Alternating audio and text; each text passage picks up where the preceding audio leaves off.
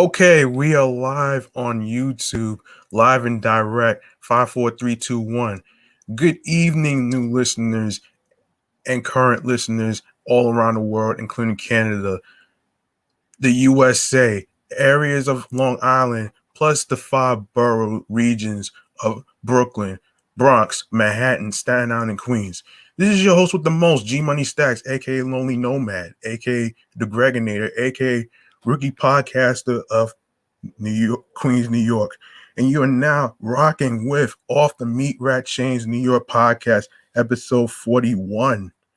How about that? This deserves a round of applause.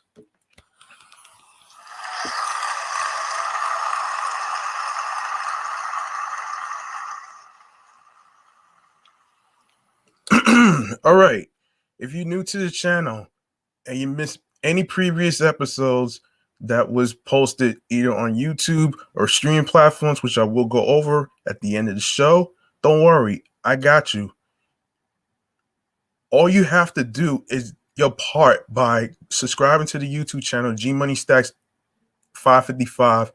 Be sure to enable alerts and tap on the notification bell so you can be reminded of when the show goes in the air live, more video content, upcoming live stream episodes, previous episodes.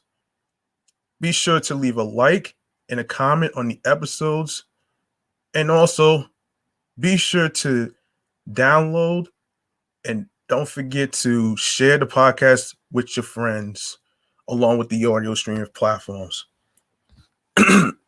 Also, if you would like to be a guest on the show, whether you are a rapper, singer, DJ, VJ, radio personality, podcast host like myself who has a show, a black-owned trendsetter that has a business, whether you need advice on a chain letter that you like to be read on the air, don't worry.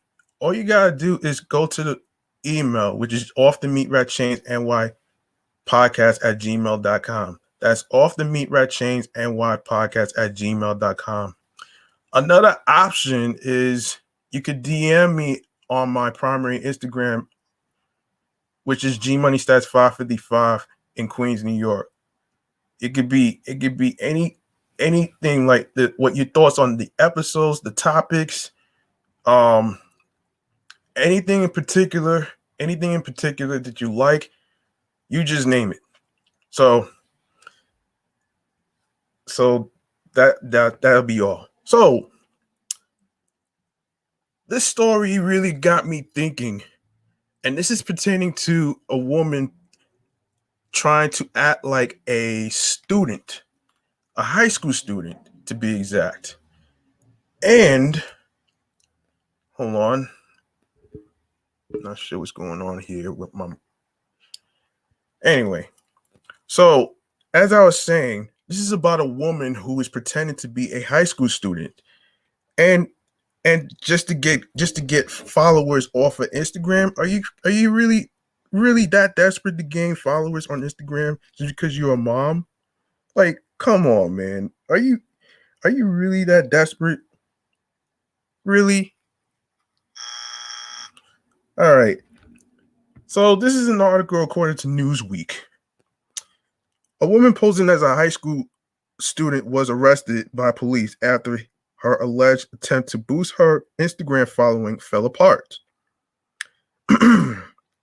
According to a report from Local 10 News, a Miami Beach high school called in local law enforcement after a woman pretending to be a student at the institution began hounding students with pamphlets promoting her social media accounts.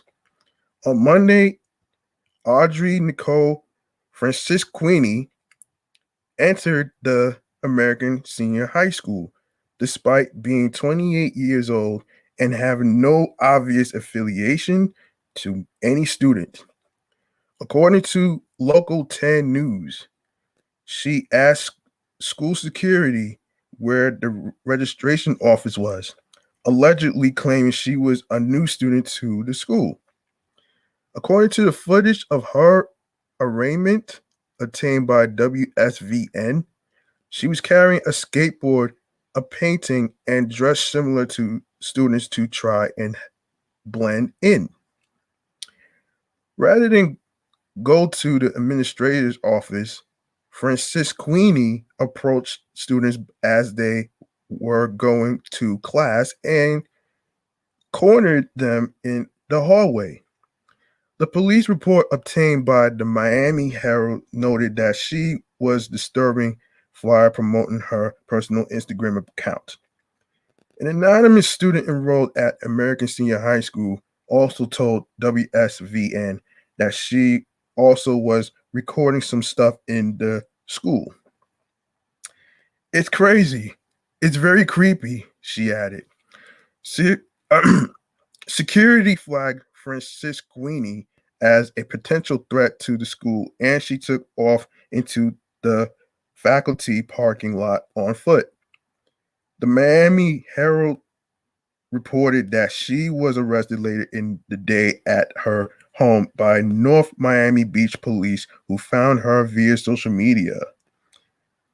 Local 10 reported that during her interrogation, she showed her arresting officers footage she took while in high school during the incident, which was consistent with what school security told the officers had happened. Newsweek verified that Francis Queenie was charged on 3 counts in the official arrest report: burglary of an occupied dwelling, trespassing on the grounds of an educational institution, and resisting an officer without evidence. Oh, wow. Okay.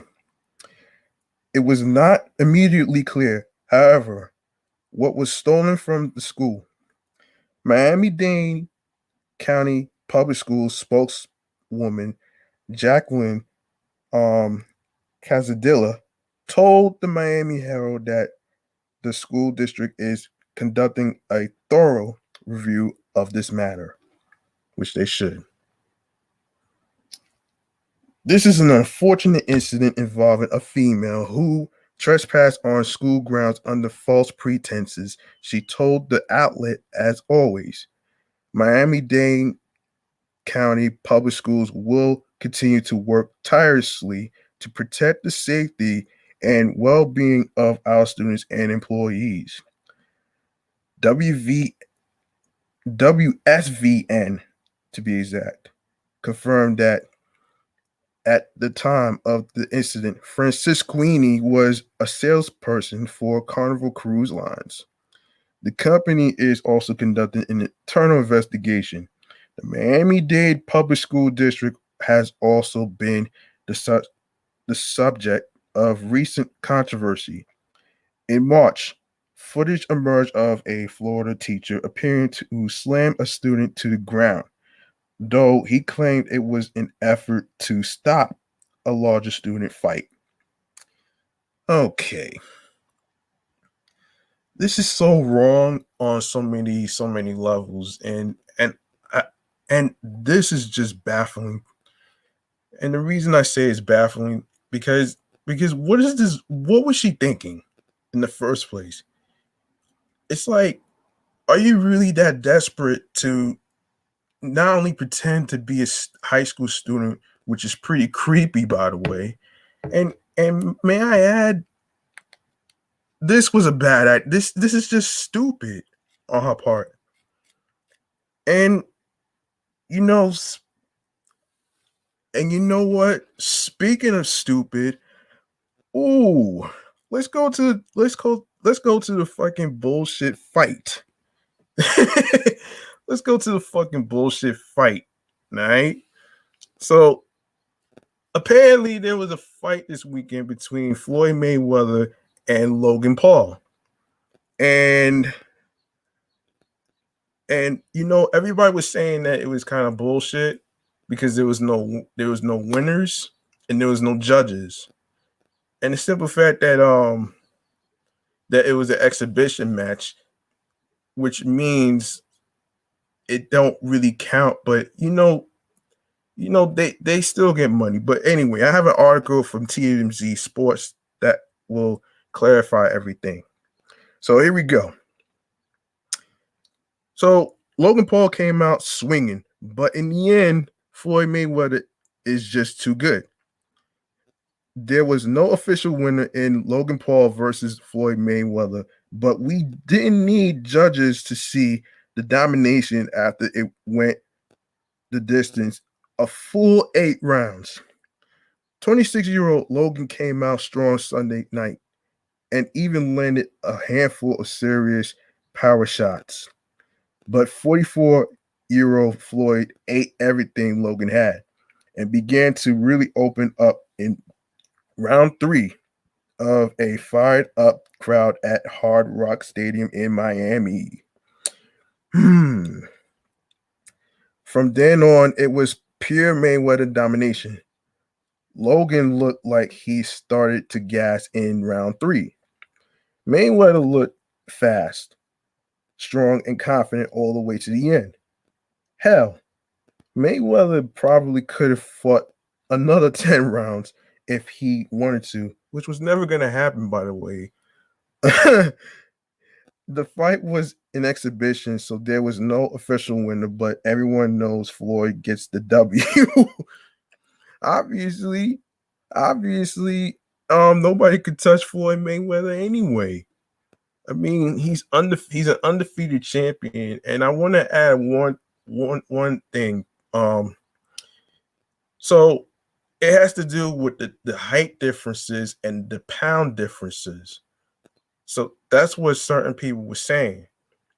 So, what do you guys think? Is it because of I want y'all to comment in the YouTube channel. If you think the reason why there was no winner or anything, was it because of height differences or was it because of height differences and it wasn't a good match? Share your thoughts in the comments below on the YouTube channel. So now that I got that out the way, so basically Floyd praised Logan after the fight. He was better than I thought he was, he said in quote. Mayweather says Paul would have his work cut out for him against real heavyweights, but called Logan a good guy and admitted I had fun. Logan was equally respectful, saying Floyd Mayweather, "It was an honor. This is one of the greatest moments of my life. This is the coolest thing ever. I'm happy I made it out. He tough to hit." Okay. Then he teased a rematch, Floyd Mayweather versus Logan Paul. Are you fucking kidding me? Are you really kidding me? You really want to get a rematch? you can't beat Floyd Mayweather. Everybody knows nobody could touch Floyd Mayweather. Like, come on. Are you really that serious? Come on. Are you really that desperate for another rematch? Like, really?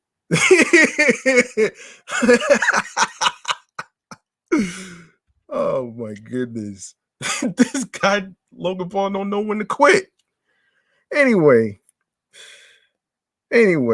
props to Logan though. He did pretty well for a guy with an 0-0-0-1 pro boxing record. Oh wow. Mayweather's ring entrance included 2 rap performances. First up, Migos, followed by Moneybagg Yo. His ring entrance outfit looked like it was made of gator skin. Oh man. Logan walked out with a super rare and expensive Pokemon card.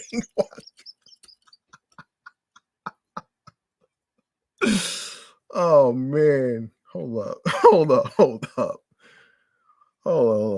Anyway, the crowd was packed with stars from Fat Joe to Paul Pierce, Ryan Garcia, Antonio Brown, Terrell Owens, Michael Irvin, Evander Holyfield, Matt Barnes, and more.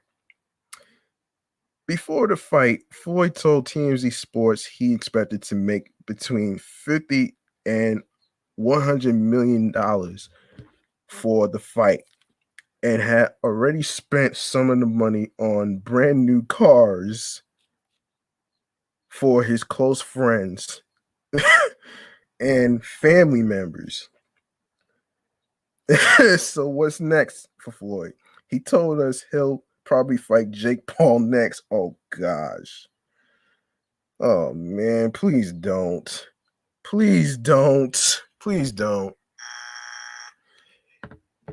Let me tell you something.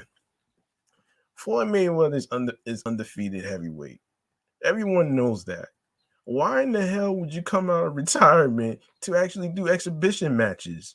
I mean, you got all the money in the world, but you want to actually do all this to gain more money. Okay, that's understandable. But why waste your time fighting the Logan brothers who talk shit and act like they're better than you?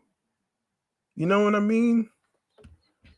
And here, and speaking of which, now I did not know there was another fight that happened recently on Friday, which was the Lamar Odom versus Aaron Carter. I was like, you gotta be kidding. You got to be kidding me, man. Oh man, you gotta be kidding me. Like this is crazy. This is very crazy to me. Like oh my goodness. This is just ridiculous to me. I'm not even sure how to respond to all this, but you know what? Let's go on to the next topic, which has to do with Lamar Odom. So the article goes like this, according to usatoday.com. The best way to describe Friday night celebrity boxing match between former NBA Lamar Odom and rapper. He's a singer, not a rapper.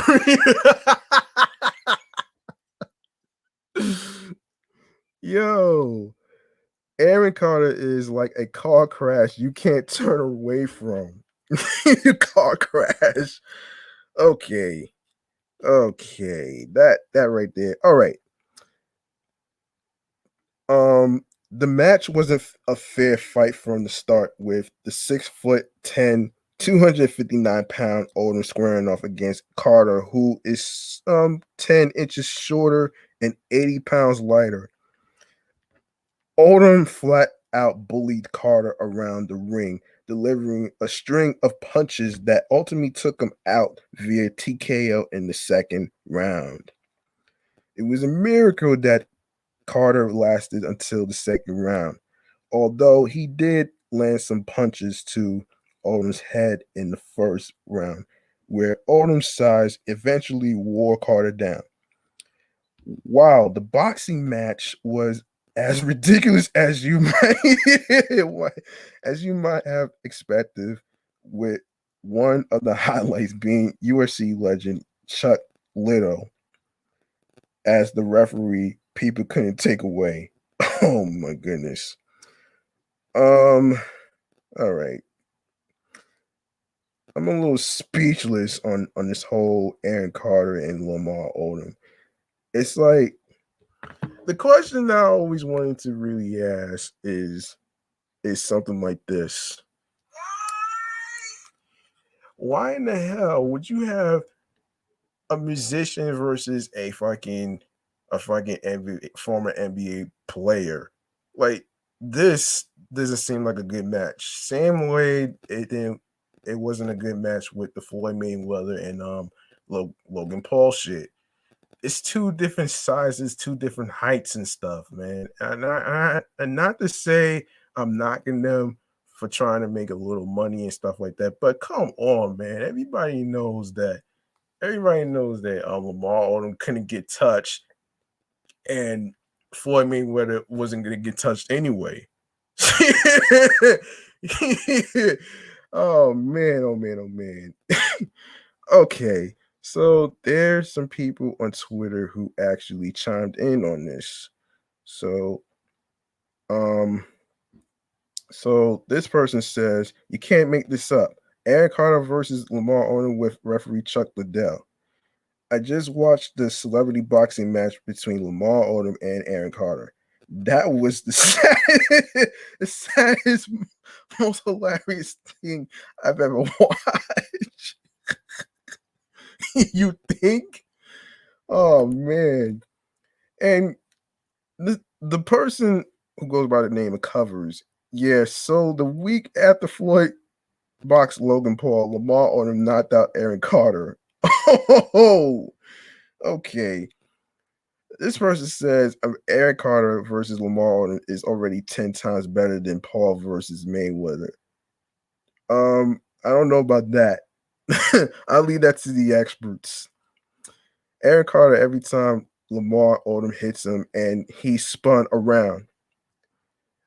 This person said Aaron Carter, when he stepped in the ring with Lamar Odom. And another person said, I paid $30 for this. Lamar Odom bullied Aaron Carter. Oh man.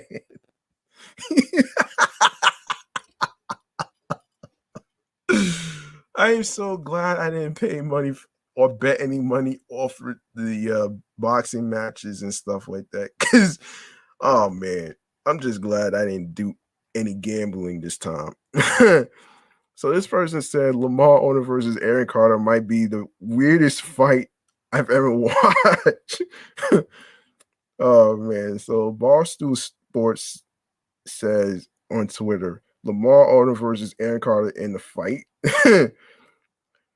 And this person says, asking for the link to the Lamar Odom versus Aaron Carter fight might be the lowest point in my life, but link me, please. This Lamar Odom Aaron Carter fight is giving me liquor store pocket for vibes.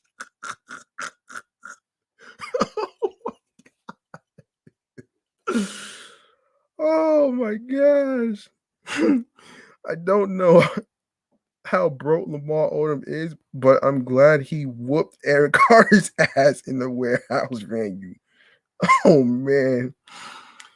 Another person said Aaron Carter nearly knocking out Lamar Odom is the funniest thing I've seen in my life. Correction. Lamar Odom knocking out Aaron Carter is the funniest thing I've seen in my entire life.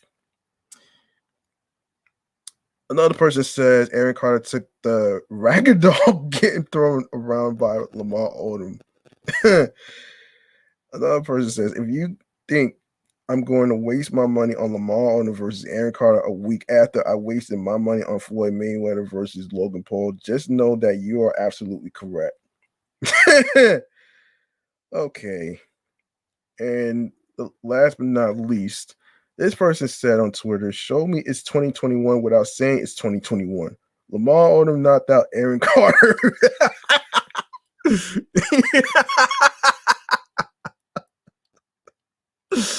Oh man, I needed to laugh, man, because this is crazy, man. Like, why? Why? This is listen. Anyway, man. let's let's go to the next topic, shall we? So we have an incident that happened in Brooklyn. Williamsburg, Brooklyn to be exact. One person has died after two men and women were shot in an apartment on Thursday afternoon. Oh my gosh. Oh my goodness. Hold up. Yeah, it is pretty sad though, man. The incident was reported at 666 Broadway around 4 p.m. A couple, a man and a woman lived inside the apartment, and the third person was already in the home or showed up when gunfire broke out. And this is an article from ABC7NewYork.com I'm reading. The suspect was shot in the head and was found dead in the hallway. A 36-year-old man was shot in the torso and transported to Elmhurst Hospital. A 29-year-old woman was shot in the arm and was taken to Kings County Hospital. The couple is expected to survive.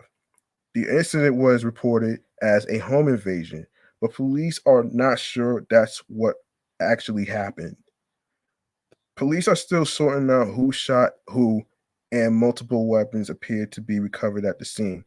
Few other details were released. Um, let's see. Let me see. This is crazy, man. Okay. Anybody stupid enough to actually create a ruckus by shooting somebody in broad daylight? Like, why in broad daylight? Like, out of all places, why? Why would you do this? I don't know. And I am going to actually hold on, man. Yeah. I'm gonna just like all right. Let me see if there's more information about this. Okay. Okay.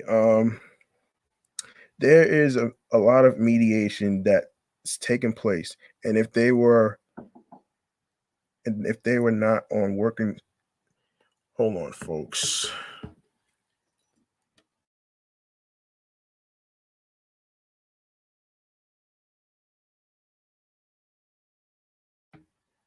Sorry about that. Anyway, there's a lot of mediation that's taking place, and if they were not working on those cases, it would be even worse than what it is. Mitchell said there have been at least 634 shootings this year, a 64% increase compared to 2020. Just Monday morning, a gunman killed a 33-year-old man and pistol whipped another while trying to steal their jewelry in East Williamsburg. Ah man, this is ridiculous. Each and every day with somebody being shot, of course, it alarms you, one person said. I barely hang out in the area. I try to leave as much as possible, said another. Mayor Bill de Blasio, or aka De Bozo, responded to an angry New Yorkers frustrated by the continuous rise in shootings, saying as hundreds more officers graduate from the academy and and courts reopen, crime will begin to take a turn. We've had record number of gun arrests in recent months. We are going to continue doubling down on that. The court system finally coming back. We are starting to see the gun prosecutions, de Blasio said. The mayor also said partnerships between the NYPD and Cure Violence organizations are growing. At Man Up, Mitchell is working to add more summer programs for neighborhood youth. We believe strongly that when positivity is present, negativity is absent, Mitchell said. Slowly stepping down the bleed of violence. All right. I think I'm going to go to. This is just too much, man. All right, let me go to the next one because I'm going to digress from the shooting. Now, this next topic makes me want to learn something. Always wanted to learn how did the Harlem Globetrotters get their name. And I'm going to read to you on how they got their name. And here we go. So, the Harlem Globetrotters were a ragtag basketball team who started barnstorming, other teams because of racial discrimination and Jim Crow laws. They would go around and play against any basketball team, hence the name Harlem Globetrotters. They first started off as the Savoy Big Five, playing exhibitions before the dances started in the Savoy Ballroom. When the ballroom first opened, they were one of the prime attractions. They largely participated in the World Professional Basketball Tournament, winning it in 1940. But soon the NBA came around and started drafting blacks into their original white teams.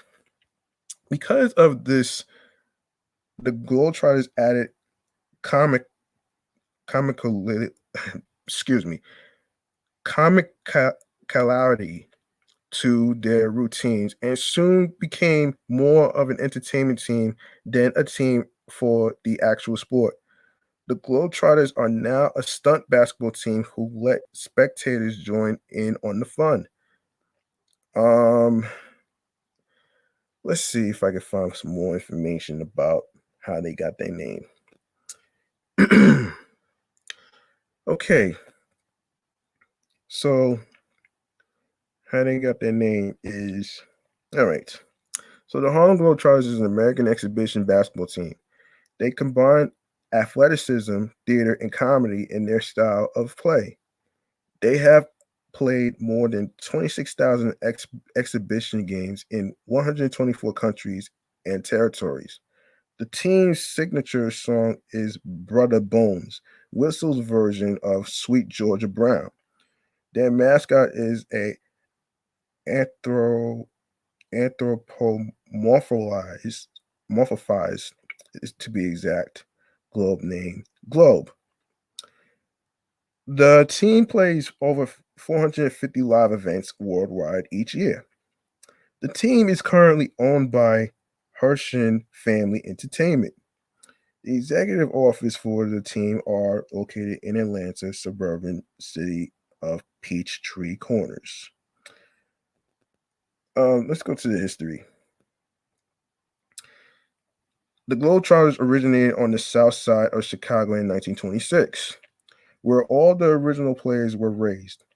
The Globetrotters began as the Savoy Big Five, one of the premier attractions of the Savoy Ballroom, opened in January 1928. A basketball team of Black American players that played exhibitions before dances to declining dance attendance. In 1928, players left the team in a dispute. That autumn, those players, led by Tommy Brookins, formed a team called the Globetrotters and toured Southern Illinois that spring. Abe Saperstein became involved with the team as its manager and promoter. By 1925, no, excuse me, 1929, Saperstein was touring Illinois and Iowa with his basketball team called the New York Harlem Globetrotters.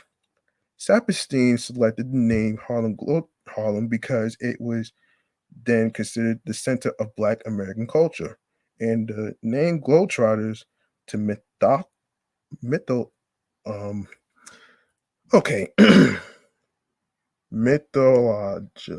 Yeah. Anyway, Mythologize. If anyone knows how to pronounce this word, then you could just let me know. The team's international venues. In fact, the Globetrotters did not play in Harlem until 1968, 4 decades later after the team's formation. The Globetrotters were perennial participants in the World Professional Basketball Tournament, winning it in 1940. In a heavily attended matchup a few years later, the 1948 Globetrotters Lakers game, the Globetrotters made the headlines when they beat one of the best white basketball teams in the country. The Minneapolis Lakers, now as the Los Angeles Lakers, the Globetrotters continued to easily win games due to Harlem owning the entire talent pool of the best Black basketball players in the country.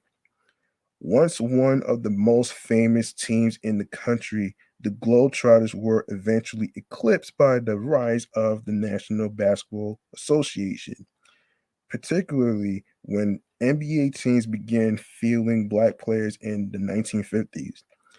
In 1950, Harlem Globetrotter Chuck Cooper became the first black player to be drafted in the NBA by Boston, and teammate Nat Clean, Sweetwater Clifton became the first black player to sign an NBA contract when the New York Knicks purchased his contract from the Globetrotters for $12,500. Harlem getting 10,000 and Clifton getting 2,500. I repeat, 12,500. Harlem getting $10,000 to be exact, and Clifton getting 2,500. The Globetrotters gradually worked comic routines into their act, a direction the team has credit to Reese Goose Tatum, who joined in 1941 and eventually became known for more for entertainment than sports. The Globetrotters act often featured incredible coordination and skill handling of one or more basketballs, such as passing or juggling balls between players, balancing and spinning balls on their fingertips, and making unusually difficult shots. In 1952, the Globetrotters invited Louis Red Klotz to create a team to accompany them on their tours. This team, the Washington Generals, who also played under various other names, became the Globetrotters' primary opponents. The Generals are effectively stooges for the Globetrotters, with the Globetrotters handily defeating them in thousands of games. In 1959, the Globetrotters played 9 games in Moscow after Saperstein received an invitation from Vasily Grigory Grigorovich, the director of Lenin Central Stadium. The team, which included Wilt Chamberlain, was welcomed enthusiastically by spectators and authorities. They met Premier Nikita and collectively received the Athletic Order of Lenin Medal. However, according to one report, spectators were initially confused. A Soviet audience of 14,000 sat almost silently, as if in awe, through the first half of the game. It warmed up slightly in the second half when it realized the Trotters are more show than competition. Facts. The Globetrotters brought their own opponent, not the Washington Generals, but the San Francisco Chinese Basketeers. A review in Pravda stated, "This is not basketball. It is too full of tricks," but praised the Globetrotters' skills and suggested that they have some techniques to show us.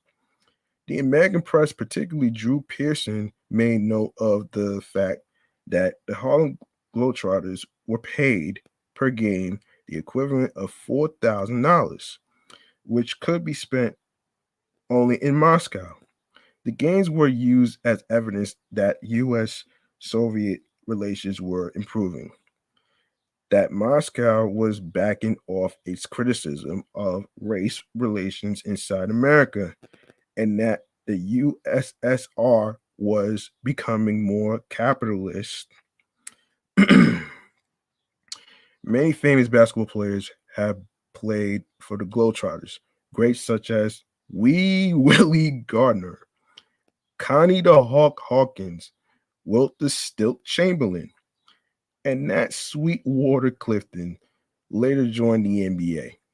The Globetrotters signed their first female player, Olympic gold medalist Lynette Woodard, in 1985. The Globetrotters have featured 13 female players in their history. Baseball Hall of Famers Ernie Banks, Bob Gibson, and Ferguson Jenkins also played for the team at one time or another. Because nearly all of the team's players have been black, and as a result of the buffoonery involved in many of the Globetrotters skits, they drew some criticism during the civil rights era. The players were accused by some civil rights advocates of Tommying for Abe, a reference to Uncle Tom and owner Abe Saperstein. However, prominent civil rights activist Jesse Jackson, who would later be named an honorary Globetrotter, came to their defense by stating, I think they've been a positive influence. They did not show blacks as stupid. On the contrary, they were shown as superior. In 1995, Orlando Antigua became the first Hispanic player on the team. He was the first non-black player on the Globetrotters roster since Bob Carstens played with the squad in 1942 to 1943. While parts of the modern exhibition game are pre-planned, the games themselves are not fixed. While their opponents do not interfere with the Globetrotters' hijinks while on defense, they play a serious game when in possession of the ball, and about 20 to 30% of the game is real.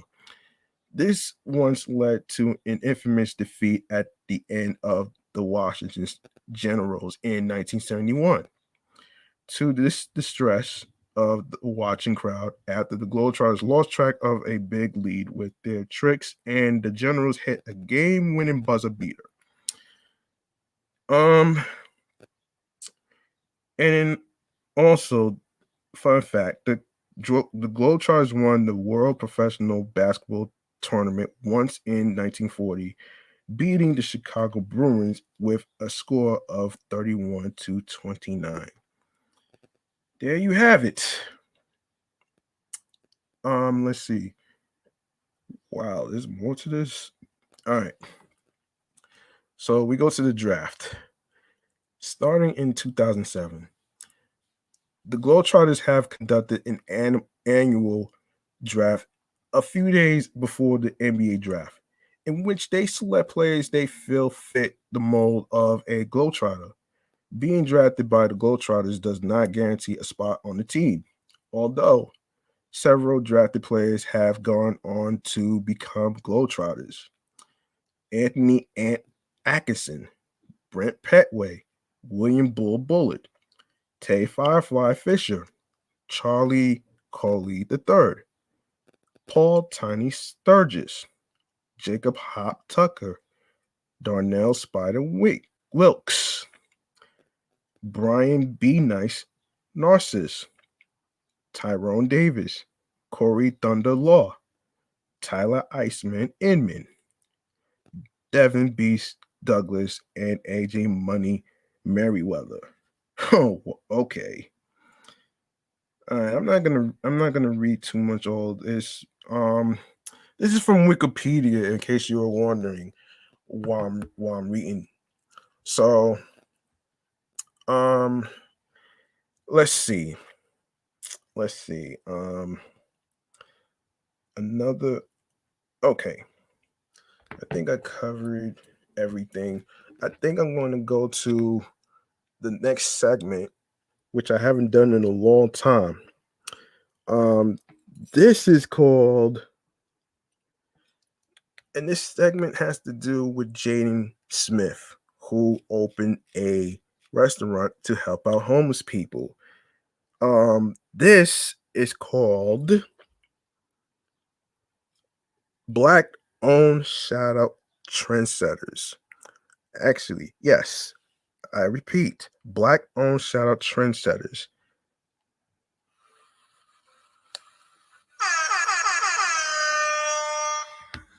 And Jaden Smith news.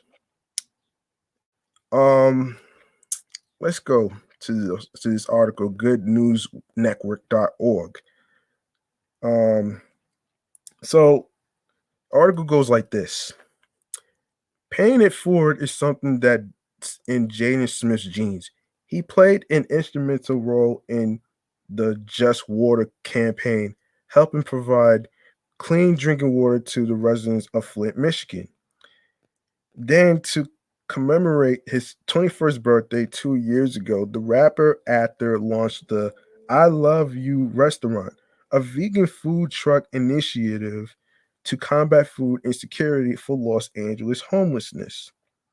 Our mission is to spread love to communities experiencing food and or housing insecurities by offering water along with fresh, high quality, and delicious, sustainable meals options, his food website explains. Okay. Smith's vegan meals found their way to 8,000 of LA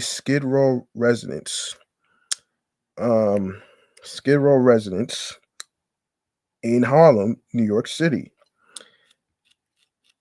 We were not able to actually get our food truck down to Skid Row and physically hand out to people for obvious reasons, he told Complex. You are thinking about everything happening with COVID-19 and people having to stay home and all this stuff. Well, if you are homeless, you can't stay home. So we've been donating everything that we can: vegan food, masks, clothes, hand sanitizer, and all different types of things. Although normal is still way off. Smith is pivoting um his I love you concept yet again, with plans for more permanent, non-rolling version of his restaurant on the table. Smith is parlaying the success of his past efforts into the next phase. The pay as you can philosophy on which the new endeavor is based takes a page from the venerable drive-through feel-good tradition of paying not only for your own eats, but for those of the occupant in the following car as well. Only Smith is taking the feel-good one step further. While anyone will be welcome um to partake of the yet to be announced location fare. Those who can afford the suggested menu prices will be in effect subsidizing meals for those who can't. It's for homeless people to get free food, Smith told Variety. But if you're not homeless, not only do you have to pay, but you have to pay for more than the food's worth so that you can pay for the person behind you. It sure sounds like a great way to serve up some good karma to us. But we were just wondering, can we get vegan fries with that? Oh man. You know what? This deserves a round of applause. Congratulations to Jaden Smith for opening up a restaurant for homeless people.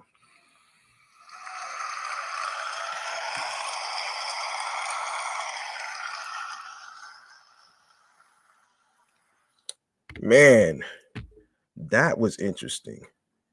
That was very interesting. What else do I Oh, I do want to cover another article that I forgot to mention.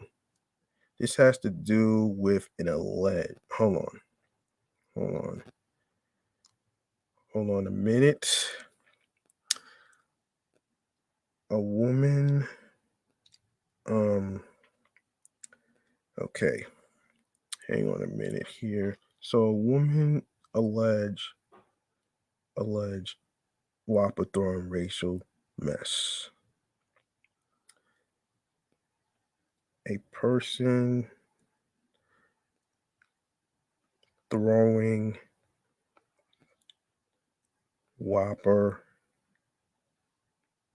racial alleged mess. All right. So we do have another article that I want to cover. And this is according to insider.com. According to insider.com, a resident of a Florida retirement community angry over the thickness of a tomato was charged with a felony after she hurled racial slurs and a sandwich at a black fast food chain employee. Oh boy. Okay. That's just plain ridiculous right there. Anyway, according to the records from the Wildwood, Florida Police Department, seen by the village's news, Judith Ann Black, 77, was dining at a Burger King in the nearby Trailwinds village last Friday, when she confronted an employee about her unsatisfactory sandwich. Okay. According to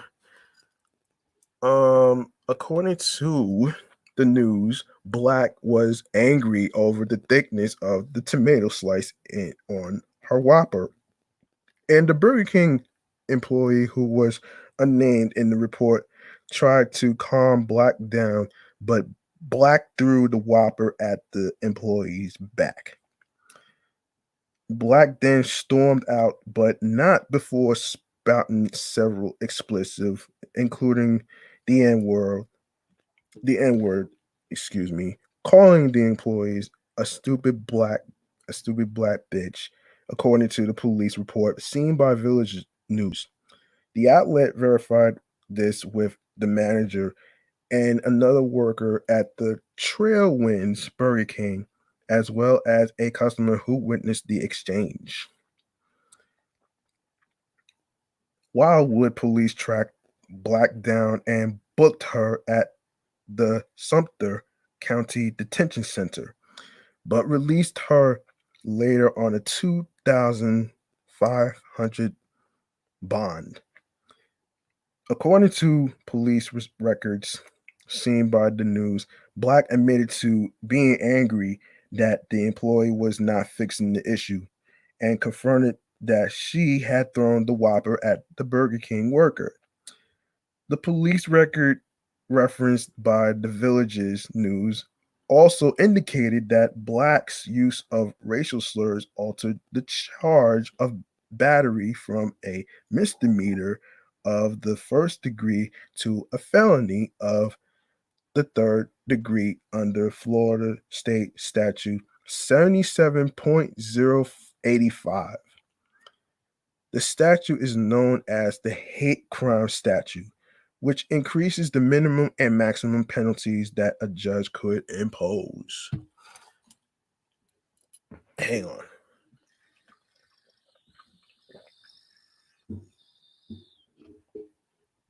on. Black is a resident of a conservative retirement community in Florida known as the Villages, a collection of 12 housing districts across 32 square miles. Located 1 hour north of Orlando, the Villages advertises itself as America's premier active adult retirement community and is home to over 115,000 residents who call themselves villagers. The Wildwood Police and Burger King did not immediately respond to Insider's request for comment. Okay, this is just crazy. Ranting Paul. Okay. So the woman, okay. This is crazy. And this, no. All right. So I think I'm going to actually wrap this up. Hold on. Hold on a minute here. Let's see if I covered.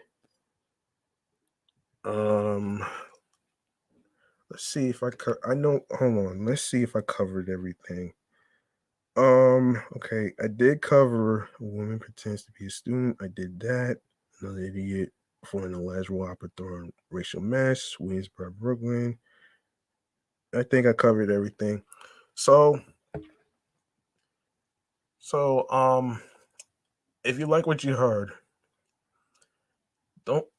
If you like what you heard, show some love by making a donation to PayPal, which is paypal.me/gmoneystacks555 Queens, New York. Um, and my cash app is $G-Money-Stacks555. That's $GMONEYSTACKZ 555.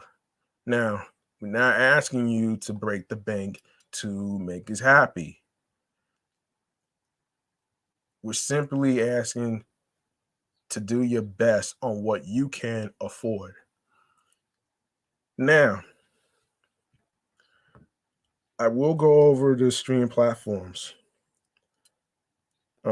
Let's go to streaming platforms on the go, or where you can listen to the episodes of Off the Meatrack Chainz New York podcast. So here we go.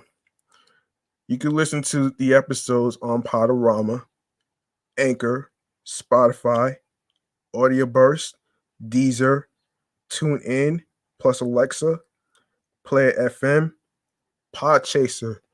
And by the way, when you go to the Podchaser link on the link tree where it says linktree/GMoneyStacks555, you go to the Podchaser link and you can leave a review and a 5-star rating.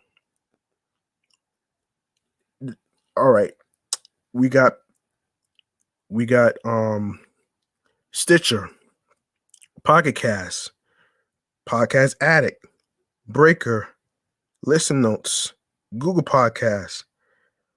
And don't forget that Off the Meatrack Chainz New York podcast is on Amazon Music, iHeartRadio, and last but not least, the YouTube. Every listener, every new listener that just coming in, I need y'all to do your part by subscribing to the YouTube channel, which is G Money Stacks 555. Be sure to enable alerts alongside with the notification bell so you can be reminded of when the show goes in the air live. More video content. Be sure to leave a like and a comment with the episodes, upcoming live stream episodes, previous recorded episodes, and also don't forget to share the podcast along with audio streaming platforms with your friends. You can tell your friends, your cousins, your workers, models, actors, actresses, singers, rappers, whoever you know. Just spread the word about Off the Meatrack Chainz New York podcast. Now, a little side note here. Now, I know a lot of people have been asking me about the meaning behind the title. Now, behind the title, I actually wanted to create something that was positive. So, how Off the Meatrack Chainz New York podcast came about. So, this took place back when I was in private school. And the first time I heard of Off the Meatrack and Off the Chain, it was around the time that we were complimenting each other, and I wanted to bring the essence back on, complimenting each other in a positive way. So basically, Off the Meatrack means fresh, fat, and butters, which is PHAT, not the 3-letter word. And Off the Chain means wild, crazy fun. And Chainz is a representation of myself who's into fashion, accessories, sneakers, you just name it. So I just wanted to actually mention that before I forget. And you can find the podcast. You can find the podcast on Facebook, which is often Meatrack Chainz NY podcast on Facebook and Instagram, all in one word, the same way. And you can find me on Instagram, which is G Money Stacks 555 in Queens, New York. Now, if you have any thoughts on the episodes, the topics, any opinions, um, and if you want a chain letter to be read on the air, you could DM me on my primary Instagram handle, which is G Money Stacks 555 in Queens, New York. In case you don't know, um, the email, when you go to the podcast page, you're gonna see the word email on there. You click on there and you put your email next to the word from. Don't worry about typing in all the email address. It's already gonna be there. So you don't have to do all of that. All that's gonna be there. And also if you like to be interviewed or chime in on some topic ideas on what to talk about and everything, you could also DM me your ideas as well. So that's another option. And I think that's about it. And also, I will give you some more details on my second podcast that I'm going to do, which I'm not going to do it here. I'm going to do it on the first week of summertime. So stay tuned for that. Also, I think that's about it though. I think that's about it for the most part. Anyway, I hope you enjoyed your weekend. I hope you enjoyed today's episode. I really hope you spread the word. And I would like to actually say thank you for tuning in to the show. And also be sure to actually spread the word to your friends, all right? So that way it'll actually help the show grow more, evolve. You just name it. Let me just give an applause for reaching 41 episodes in the books.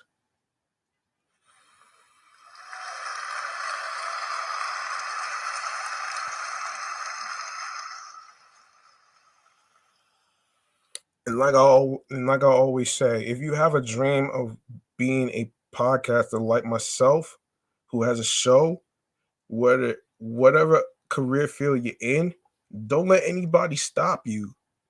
All you have to do is just take a chance and just go for it. Now, if I could reach success with with 41 episodes so far, I guarantee that you will do the same as well. To me, it's all about confidence. And confidence is an important key, especially when it comes to recording. Now, I'm not saying you got to be perfect, but it's all about doing your best. And also, before I go, I want to actually, address something actually. In a previous episode, you probably heard me play a sound effect about a bathroom. Now, the reason I recorded the reason I recorded the bathroom sound of the flushing of the toilet, aka potty, is because I was inspired by an episode of Tiny Toon Adventures when Plucky Duck tried to clog the toilet by putting toys into it by flooding the bathroom with all the water, and he's like, And he's like, water go down the hole, and I want to flush it again. So let me just do a demonstration. Hold on. Water go down the hole. I want to flush it again. And I'm gonna end it off like that, man. So that's the clarification of the sound effect of the toilet in the bathroom. So like I said, man. Um, thank you all for tuning in to the show. I hope you learned something from what I read about the Harlem Globetrotters and how they got that name. And of course, there's going to be more to come. So, with that being said, um, I'm G Money Stacks, and I hope you enjoyed the rest of your week. I'll see you in the next episode. And also, one more thing. I do want to say this. So about someone said about you know pleasing consumers and basically selling the show to people. Well, listen,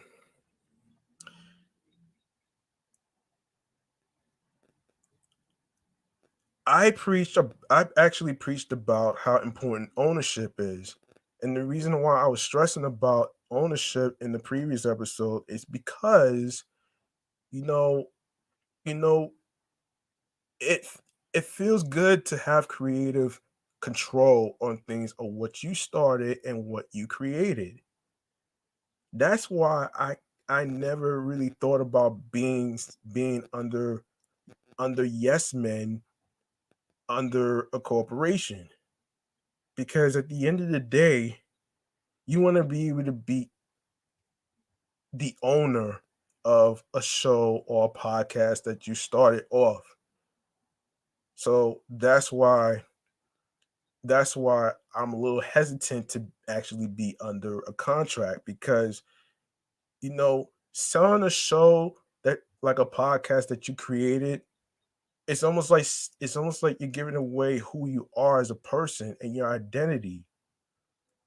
And that's why I that's why I would say, if you're a creative and you want to be able to be independent, right? You don't want to give away who you are and your identity of who you are as a person. You don't want your show to be owned by a corporation. I'm pretty sure you don't.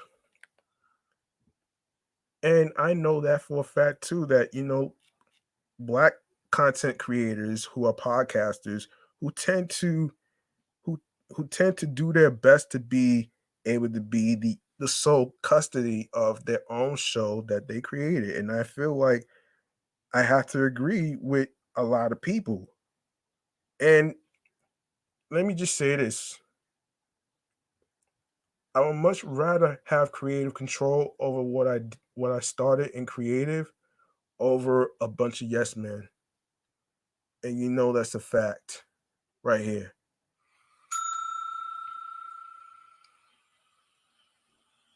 Anyway, I'm G Money Stacks. Thank you for tuning in, and thank you for hearing me out on what I'm trying to clarify as far as any